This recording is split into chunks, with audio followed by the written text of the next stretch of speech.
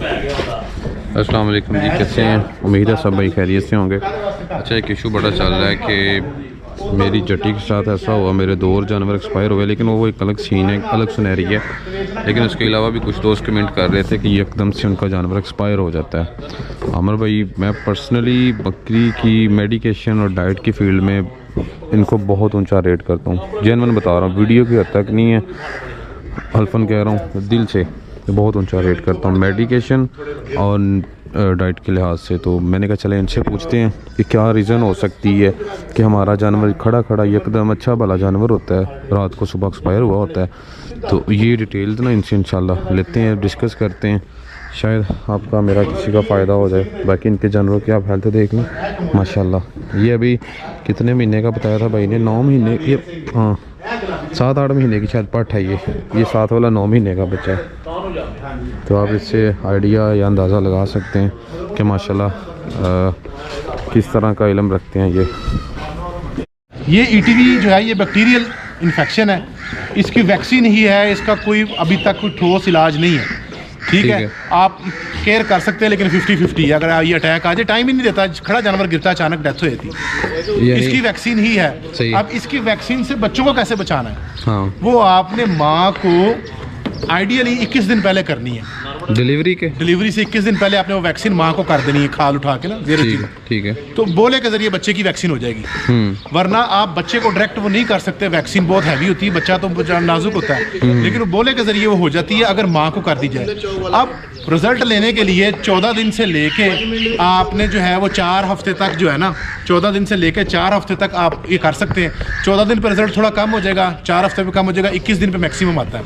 ठीक है। अगर आपने इकट्ठी क्रॉस ही नहीं कराई, इकट्ठी वो ठहरी ही नहीं हुई, सही बात, तो वैक्सीन इकट्ठी कैसे करेंगे? वैक्सीन तो खुलने के बाद 1 घंटे बाद फारग है, फिर हर बारी नई वैक्सीन लेके आएंगे। बिल्कुल ठीक है। तो ये कुछ फायदे होते हैं ना।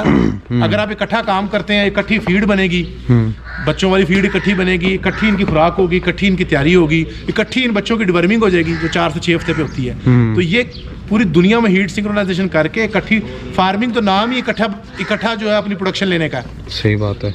अच्छा आमिर भाई, हमारे यहाँ अक्सर चराई में ना जानवर ग्रेजिंग पे जाता है, और मेरे 2 जानवर पिछले कुछ दिनों में एक्सपायर भी हुए हैं।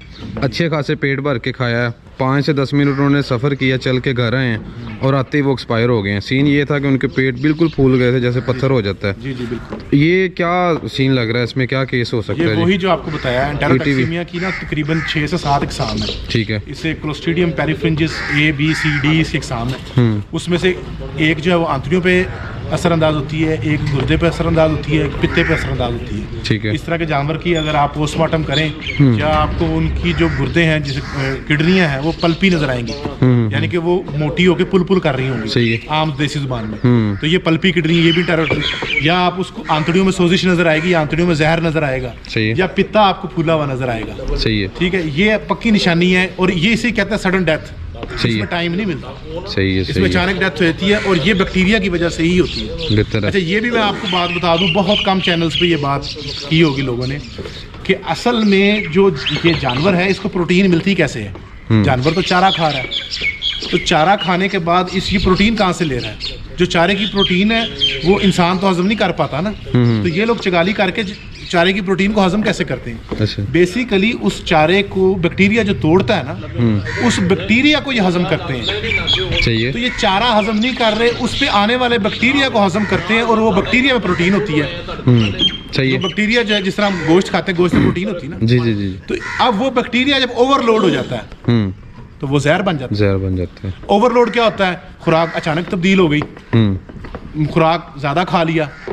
ठीक है जी। तो इसकी वजह से, या मौसम की वजह से, जैसे आजकल के मौसम में अगर शबनम वाला चारा है, तो उसमें बड़ी जल्दी ग्रोथ होती है उसकी।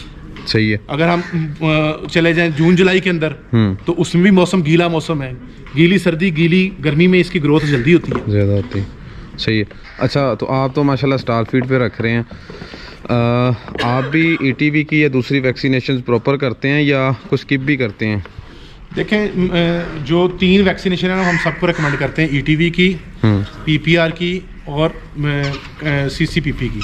ठीक है। फ्लोरोनिमोनिया की। ठीक है, ये 3 हम रिकमेंड करते हैं। सही इसमें से ईटीवी कम ही छोड़ते हैं, सही है। लेकिन मैंने 2-3 साल ईटीवी ना करके भी देखा है, क्योंकि मेरे साथ कोई 40-50 फार्म अटैच है, तो मैं कुछ तजर्बात जो है वो अपने ऊपर लेता हूँ सही है। कि कल को मैंने लोगों को मशवरा भी देना होता है। जी जी तो खुराक सिर्फ मैनेज करके प्योर स्टॉल फीडिंग के अंदर, खुश्क चारे के अंदर खुराक अच्छा वंडा बना के अच्छे दाने का आप ईटीवी के बगैर भी सर्वाइव कर सकते हैं, अगर आपका एक डिसिप्लिन है। सही है। क्योंकि खुराक की कमी जाती है, ईटीवी का मसला ज़्यादा बनता है। सही है।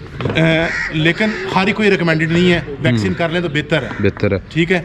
और जो है वायरस, जैसे पीपीआर वायरस है और सीसीपीपी वायरस है, ये जो वायरल डिजीज होते हैं ये आपको टाइम देते हैं, इनका ट्रीटमेंट भी हो जाता है अगर जानवर की इम्यूनिटी अच्छी है। ठीक है। लेकिन अगर आपको चॉइस हो कि आपने बगैर वैक्सीन के सर्वाइव करवाना है या आपने वैक्सीन, तो वैक्सीन ज़्यादा बेहतर है। सही है। क्योंकि आपका टाइम नहीं ज़ाया होगा, जानवर उस प्रोसेस में से नहीं गुजरेगा, जानवर आपका नुकसान कम होगा। ठीक है। मेरा ये होता है कि अब मैंने इनको ईटीवी तो की हुई है, ठीक है, अभी इनकी पीपीआर और सीसीपीपी जो है वो रहती है। सही है। ठीक है। अभी ये बच्चे फार्म पे छोटे हैं, जब ये वैक्सीन बर्दाश्त करने की उम्र में आ जाएंगे तकरीबन 3 माह के बाद, 3 माह से छोटे बच्चे को वैक्सीन कोई भी नहीं करनी।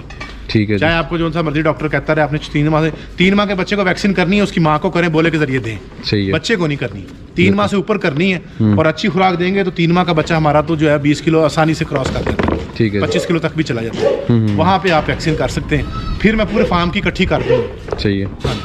अच्छा, अब इन बकरियों के जिनके ये बच्चे आए हैं, इनको जो आप दोबारा कब मेट करवाएंगे जी? देखिए आप माशाल्लाह उनकी हेल्थ पे है ना, बॉडी वेट उनका टूटा ही नहीं है। उधर ही चलते हैं। ठीक है। ये आप देखेंगे वो माशाल्लाह अच्छी हेल्थ के अंदर हैं। जी जी। तो आप अपने फार्म की प्रोडक्शन है जितनी मर्जी तेज कर लें। सही है। मेरा आगे मार्च का इरादा है इंशाल्लाह, मार्च अप्रैल में मैं क्रॉस करवाऊंगा, ताकि मुझे सितंबर अक्टूबर के अच्छे मौसम में बच्चे मिले इंशाल्लाह। 2 से 3 माह का रेस्ट है बस। सही है जी। हाँ जी, बेहतरीन। तो उतनी देर में बच्चे भी दूध अच्छी तरह से पी लेंगे। 3 माह पे हम दूध बंद करते हैं, उतनी देर में ये क्रॉस हो जाएंगी। सही है जी। क्रॉसिंग अगर पहले भी हो जाए तो फौरन कौन सा दूध खुश्क होता है। सही है। तो खुश्क होने में भी 2-3 माह ले जाता है। और आमिर भाई, ये जो नीचे बच्चों के लिए आपने ट्रेज वगैरह रखी हैं, इसमें जो भी चीज़ डालते हैं बच्चे ख़राब नहीं करते हैं? जी, इसके लिए हम अभी करने लगे हैं प्रोसेस ना। अच्छा अच्छा। ठीक है। ये अब हम इसको बाहर की साइड पे लगाएंगे, सही है। प्रॉपर स्टैंड बना के लगाएंगे, यानी ये बाहर वाली साइड में मुंह निकाल के बाहर खाएंगे, खराब नहीं करेंगे। सही है। अभी छोटे थे और हमारी को उसके सेटअप में थोड़ा टाइम लग गया, थोड़ी देर हो गई, तो इनको दे दिया कि थोड़ा बहुत खराब भी कर लेंगे, लेकिन इसके लिए ज़रूरी है कि इनको 5 से 7 दिन के बच्चे को किड स्टार्टर दे दिया जाए। सही है। तो हमने उनको अंदर ही दे दिया। बेहतर। अमर भाई, आपकी बकरी ने डिलीवर की है, तो अमूमन जो बकरियां दूध देती हैं उनमें हमारे चराई पे कह लें काफ़ी मसाइल आते रहते हैं थनों के, कभी साड़ू आ गया, कभी कुछ, तो इनके एहतियातन कुछ प्रोटोकॉल्स करते हैं आप?